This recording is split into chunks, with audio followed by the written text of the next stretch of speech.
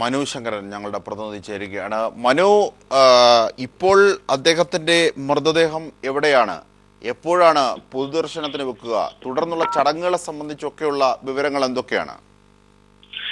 അദ്ദേഹത്തിന്റെ മൃതദേഹം ഇപ്പോൾ എംബാം ചെയ്യാനായി ദില്ലി എയിംസിലാണുള്ളത്.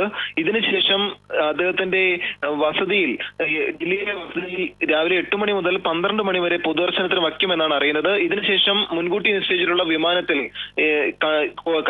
കരിപ്പൂരിലേക്ക് കൊണ്ടുപോകും. ഇതിനുശേഷം കരിപ്പൂരിലെ ഹജ്ജ് കമ്മിറ്റിയിൽ പൊതുദർശനത്തിന് വയ്ക്കും. ഇതിനുശേഷം കോഴിക്കോട് ഹജ്ജ് കമ്മിറ്റിയിലും പൊതുദർശനത്തിന് വച്ച ശേഷം കണ്ണൂരിലെ ഈ സ്വദേശത്ത് ഖബറടക്കം നടത്തും എന്നാണ് ഇപ്പോൾ ലഭിക്കുന്ന വിവരങ്ങൾ. ഇപ്പോൾ ഇവിടെ ഉള്ളത് മുസ്ലിം ലീഗിന്റെ MP E T. Muhammad ബഷീറും P Abdul വഹാബുമാണ് ഉള്ളത്.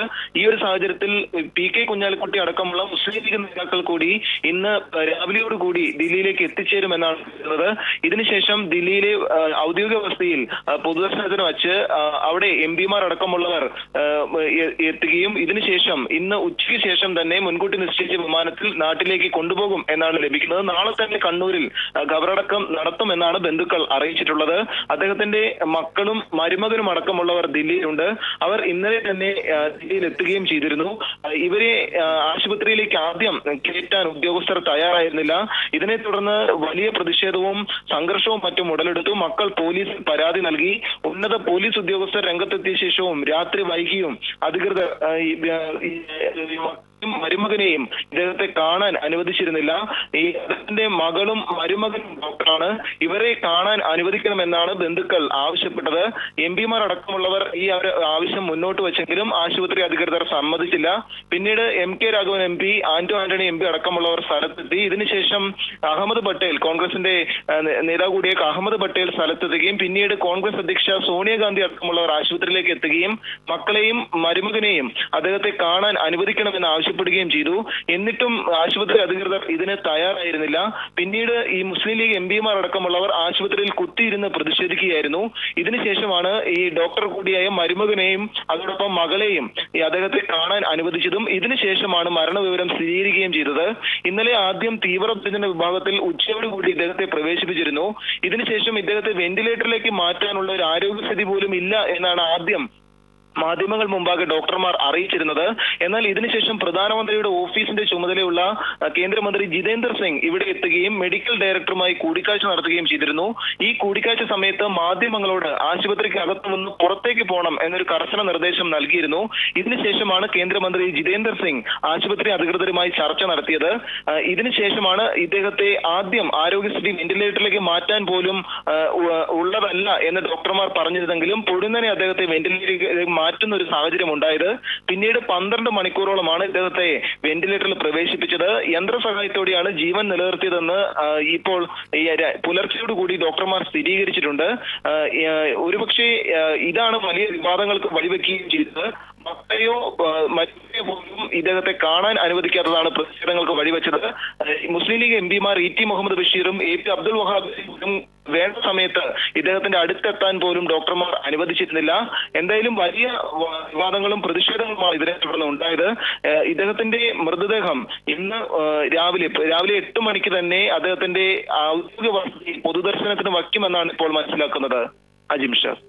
തീർച്ചയായും സന്തോഷ് സർലിംഗ് കൂടി ചേരുകയാണ്. സന്തോഷ്, ഒരുപക്ഷെ ആശുപത്രിയിൽ നടന്നത് ഒരിക്കലും നടക്കാൻ പാടില്ലാത്ത കാര്യങ്ങളാണ് എന്ന വിധത്തിലാണ് പൊതുവെ വിലയിരുത്തപ്പെട്ടത്. ഇപ്പോൾ KPCC പ്രസിഡന്റ് പോലും KPCC പ്രസിഡന്റ് VM സുധീരൻ പോലും പറയുകയുണ്ടായി, അനുശോചനം അറിയിക്കുന്നു, വേദനയുണ്ട് എങ്കിൽ പോലും ആ അഹമ്മദിനോട് കാട്ടിയത് അനാദരവാണ്, അതിനോടുള്ള പ്രതിഷേധം അദ്ദേഹം അറിയിക്കുകയും ചെയ്തു.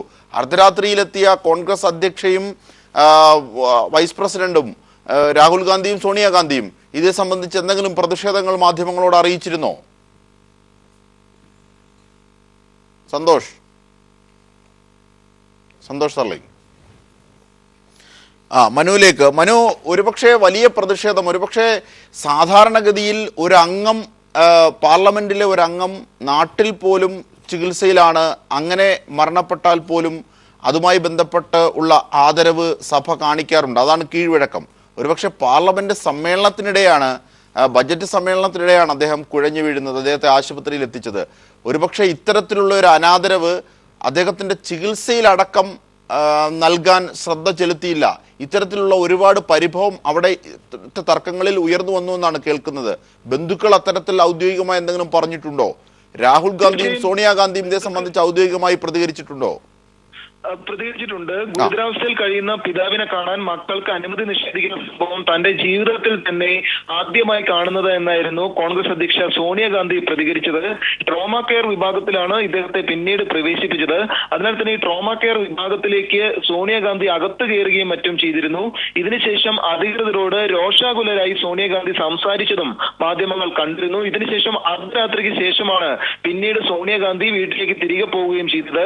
ആശുപത്രി അധികാരികൾ ഈ തീരുമാനങ്ങൾ എടുത്തത് സർക്കാരിന്റെ അറിവോടെയാണെന്ന് വ്യക്തമാക്കണമെന്ന് അഹമ്മദ് പട്ടേൽ ആവശ്യപ്പെടുകയും ചെയ്തു. പ്രധാനമന്ത്രിയുടെ ഈ ഓഫീസിൽ ചുമതലയുള്ള മന്ത്രി ജിതേന്ദ്ര സിംഗ് എത്തിയ ശേഷമാണ് ലീഗ് നേതാവിന്റെ ആരോഗ്യനില സംബന്ധിച്ച വിവരങ്ങൾ മറച്ചുവെക്കാൻ തീരുമാനിച്ചതെന്നും വലിയ ആരോപണം ഉയർന്നിട്ടുണ്ട്. 3 മണിക്കൂറോളം കാത്തുനിന്നിട്ടും പിതാവിനെ കാണാൻ അനുമതി നൽകിയില്ലെന്ന് അഹമ്മദിന്റെ മക്കളായ നസീർ അഹമ്മദ്, റയീസ് അഹമ്മദ്, ഡോക്ടർ ഫൗസിയ, അതോടൊപ്പം മരുമകൻ കൂടിയായ ഡോക്ടർ ബാബു ഷർസാദ് എന്നിവർ പറഞ്ഞു. അദ്ദേഹത്തിന് വെന്റിലേറ്റർ ഉൾപ്പെടെയുള്ള ജീവൻ രക്ഷാ ഉപകരണങ്ങൾ ഘടിപ്പിക്കുന്നതിന് മുമ്പ് അനുമതി തേടിയില്ലെന്നും ഇത് അധാർമികമാണെന്നും മക്കളും മരുമകനും ചൂണ്ടിക്കാട്ടിയിട്ടുണ്ട്. ഇദ്ദേഹത്തെ നേരത്തെ തീവ്രപരിചരണ വിഭാഗത്തിൽ പ്രവേശിച്ചപ്പോൾ ഡോക്ടർമാർ അറിയിച്ചിരുന്നത് ഇദ്ദേഹത്തിന്റെ രക്തസമ്മർദ്ദവും മറ്റും വലിയ തോതിൽ താഴ്ന്നിരിക്കുന്നു. ഈ ഹൃദയം ഇടിപ്പ് സാധാരണ നിലയിലേക്ക് എത്തിക്കാൻ സാധിക്കുന്നില്ല. അതിനാൽ വെന്റിലേറ്ററിലേക്ക് ഇപ്പോൾ മാറ്റുന്നതിനുള്ള ഒരു ആരോഗ്യ സാഹചര്യം പോലും അദ്ദേഹത്തിന് ഇല്ല എന്നാണ് ഡോക്ടർമാർ ആദ്യ മണിക്കൂറുകളിൽ മാധ്യമങ്ങൾ മുമ്പാകെയും മറ്റും അറിയിച്ചിരുന്നത്. ഈ ഒരു സമയത്ത് അദ്ദേഹത്തെ തീവ്രപരിചരണ വിഭാഗത്തിൽ പ്രവേശിപ്പിച്ച സമയത്ത് തന്നെ കോൺഗ്രസ് ഉപാധ്യക്ഷൻ രാഹുൽ ഗാന്ധി തീവ്രപരിചരണ വിഭാഗത്തിൽ എത്തുകയും ഇദ്ദേഹത്തെ സന്ദർശിക്കുകയും ചെയ്തിരുന്നു. ഇതിനുശേഷം രാഹുൽ ഗാന്ധി തന്നെ വ്യക്തമാക്കിയതും അദ്ദേഹത്തിന്റെ ആരോഗ്യത്തിനായി നമുക്ക് പ്രാർത്ഥിക്കാം, ഇപ്പോൾ വെന്റിലേറ്ററിലേക്ക് പ്രവേശിപ്പിക്കാനുള്ള ആരോഗ്യം പോലും ഇല്ല എന്നാണ് ഡോക്ടർമാർ അറിയിച്ചിട്ടുള്ളത്. അതിനാൽ അദ്ദേഹത്തിന്റെ ആരോഗ്യത്തിനായി നമുക്ക് പ്രാർത്ഥിക്കാം എന്ന് മാത്രമാണ് മാധ്യമങ്ങൾ മുമ്പാകെ കോൺഗ്രസ് ഉപാധ്യക്ഷൻ രാഹുൽ ഗാന്ധി പറഞ്ഞത്. എന്നാൽ ഇതിനുശേഷമാണ് പ്രധാനമന്ത്രിയുടെ ഓഫീസിന്റെ ചുമതലയുള്ള ജിതേന്ദ്ര സിംഗ് കേന്ദ്രമന്ത്രി ഈ ആശുപത്രിയിൽ എത്തുകയും പിന്നീട് ഈ തീവ്രപരിചരണ വിഭാഗത്തിന്റെയും മറ്റു മുമ്പിലുണ്ടായിരുന്ന മാധ്യമങ്ങളോട് ഉടനടി ആശുപത്രിക്ക് പുറത്തേക്ക് പോകണമെന്ന കർശന നിർദ്ദേശം എത്തുകയും സുരക്ഷാ ഉദ്യോഗസ്ഥർ തന്നെ വന്ന് മാധ്യമങ്ങളെയും മറ്റും പുറത്തേക്ക് മാറ്റുകയും ചെയ്തിരുന്നു. ഇതിനുശേഷമാണ് ജിതേന്ദ്ര സിംഗ് ഈ അവിടുത്തെ മെഡിക്കൽ ഡയറക്ടറുമായി കൂടിക്കാഴ്ച നടത്തിയത്. ഏകദേശം അരമണിക്കൂറോളം നീണ്ട കൂടിക്കാഴ്ചയ്ക്ക് ശേഷം ജിതേന്ദ്ര സിംഗ് തിരികെ പാർലമെന്റിലേക്ക് പോയ ശേഷമാണ് മാധ്യമങ്ങളെ പിന്നെ ആശുപത്രിക്ക് അകത്തേക്ക് പ്രവേശിപ്പിച്ചത്. ഈ ഒരു സമയത്താണ് ഡോക്ടർമാർ അറിയിച്ചത് ഇദ്ദേഹത്തെ വെന്റിലേറ്ററിലേക്ക് മാറ്റിയിരിക്കുന്നു എന്ന്. ഇതിനുശേഷം വലിയ അഭ്യൂഹങ്ങളും മറ്റും സംശയങ്ങളും ഉണർന്നു. വെന്റിലേറ്ററിലേക്ക് മാറ്റാനുള്ള ഒരു ആരോഗ്യമില്ല, പിന്നെ എങ്ങനെ വെന്റിലേറ്ററിലേക്ക് മാറ്റിയെന്ന സംശയം അവിടെ അലയടിച്ചിരുന്നു. പക്ഷേ ഇത് സംബന്ധിച്ചൊരു കൃത്യമായ ഉത്തരം നൽകാൻ ഈ ഡോക്ടർമാർ തയ്യാറായില്ല. വിദഗ്ധ സംഘം പരിശോധിക്കുന്നു, 3 അംഗ വിദഗ്ധ സംഘം പരിശോധിക്കുന്നു. അനസ്തേഷ്യ, അതോടൊപ്പം ആന്തരിക അവയവങ്ങളുടെ വിദഗ്ധ സംഘവും അതോടൊപ്പം ഈ വിഭാഗത്തിലെയും തലവന്മാർ ഉൾപ്പെട്ട 3 സംഘമാണ് ഈ അഹമ്മദിനെ പരിശോധിക്കുന്നത്. ജീവൻ നിലനിർത്താനായുള്ള പരിശ്രമങ്ങൾ തുടരുന്നു. ഇതിനായാണ് വെന്റിലേറ്ററിലേക്ക് മാറ്റിയത് എന്നായിരുന്നു ഡോക്ടർമാർ നൽകിയ വിശദീകരണം. എന്നാൽ ഈ മണിക്കൂറുകൾ കഴിഞ്ഞ് ഇദ്ദേഹത്തിന്റെ മക്കളും മരുമകനും അടക്കം വിദേശത്തായിരുന്നു. ഇവർ വിദേശത്ത് നിന്ന് ശേഷം ഇദ്ദേഹത്തെ ശ്രമിക്കാൻ പോലും ഈ കാണാൻ പോലും ആശുപത്രി അധികൃതർ സമ്മതിക്കാത്തതിനെ തുടർന്നാണ് സംശയം ഉടലെടുത്തത്. ഇദ്ദേഹത്തിന്റെ ഒപ്പം ഉണ്ടായിരുന്ന എംപിമാർ ഇ.ടി. മുഹമ്മദ് ബഷീർ, എ.പി. അബ്ദുൽ വഹാബ് എംപിമാരെയും പിന്നീട് വെന്റിലേറ്ററിൽ ഇദ്ദേഹത്തെ കാണാൻ പോലും സമ്മതിച്ചില്ല എന്നത് വലിയ ആശ്ചര്യം ഉണർത്തുന്നതായി. എന്തായാലും ഇക്കാര്യത്തിൽ വലിയ പ്രതിഷേധമാണ് ഉയരുന്നത്.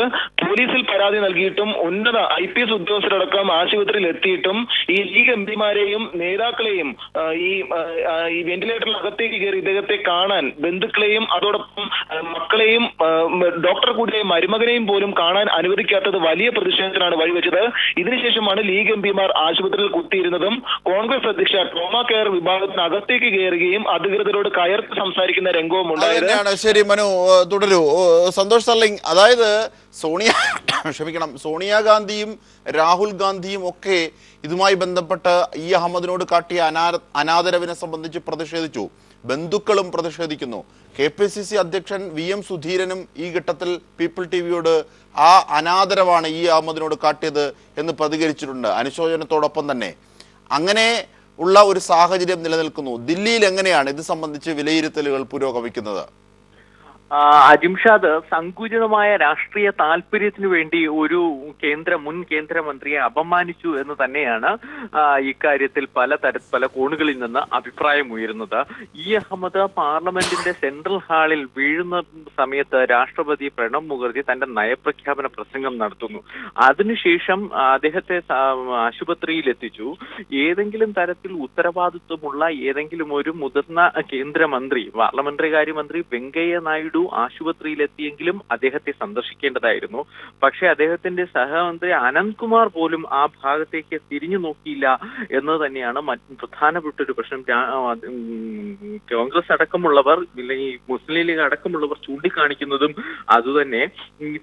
ഏതെങ്കിലും തരത്തിൽ ഉത്തരവാദിത്തപ്പെട്ട ഒരു കേന്ദ്രമന്ത്രി അദ്ദേഹത്തെ സന്ദർശിക്കേണ്ടതായിരുന്നു, ആരോഗ്യവിവരം അറിയേണ്ടതായിരുന്നു. പകരം അത് മൂടിവെക്കാൻ പ്രധാനമന്ത്രിയുടെ ഓഫീസിന്റെ ചുമതലയുള്ള ജിതേന്ദ്ര സിംഗിനെ ആശുപത്രിയിലേക്ക് പറഞ്ഞു. ഇതിനിടയിൽ ഒരു സംഭവം ഉണ്ടായത്, പ്രധാനമന്ത്രി ആശുപത്രിയിൽ വിളിച്ച് അഹമ്മദിന്റെ ആരോഗ്യ വിവരം അന്വേഷിച്ചു എന്ന് BJP വൃത്തങ്ങൾ പറയുന്നുണ്ട്. പ്രധാനമന്ത്രിയുടെ ഓഫീസ് ഇക്കാര്യം സ്ഥിരീകരിക്കുന്നുണ്ട്. പക്ഷേ അത് അദ്ദേഹത്തിന് ഏതെങ്കിലും തരത്തിൽ അദ്ദേഹത്തിന് നൽകുന്നതിനോ അല്ലെങ്കിൽ അദ്ദേഹത്തിന്റെ ബന്ധുക്കൾക്ക് തരത്തിൽ അവിടെ അനുകൂലമാകുന്നതിനോ ഒന്നും കാരണമായിട്ടില്ല. പകരം ആശുപത്രി അധികൃതർ അവരെ പോലും തടഞ്ഞു വെച്ചതെല്ലാം നാം ഇപ്പൊ മനുഷ്യർ പറഞ്ഞത് കേട്ടതാണ്. ബാക്കിയുള്ള അദ്ദേഹത്തിന്റെ മരണം മൂടി വെക്കാനുള്ള ഒരു ശ്രമം മാത്രമാണ് പൂർണ്ണമായും അവിടെ ഉണ്ടായത്. അദ്ദേഹത്തിന്റെ മരുമകൻ ബാബു ഷർഷാദ് ഒരു ഡോക്ടർ ആയതുകൊണ്ട് മാത്രമാണ് ഇന്നലെ രാത്രിയെങ്കിലും ഇക്കാര്യം പുറത്തു വന്നത്. അദ്ദേഹം ഒരു ഡോക്ടർ അല്ലായിരുന്നുവെങ്കിൽ ഈ RML ഉദ്യോഗസ്ഥരും കേന്ദ്ര സർക്കാരിന്റെ സമ്മർദ്ദത്തോടെയുള്ള RML ഡോക്ടർമാർ പറയുന്നത് വിശ്വസിക്കാനേ നമുക്കും കഴിയുമായിരുന്നുള്ളൂ.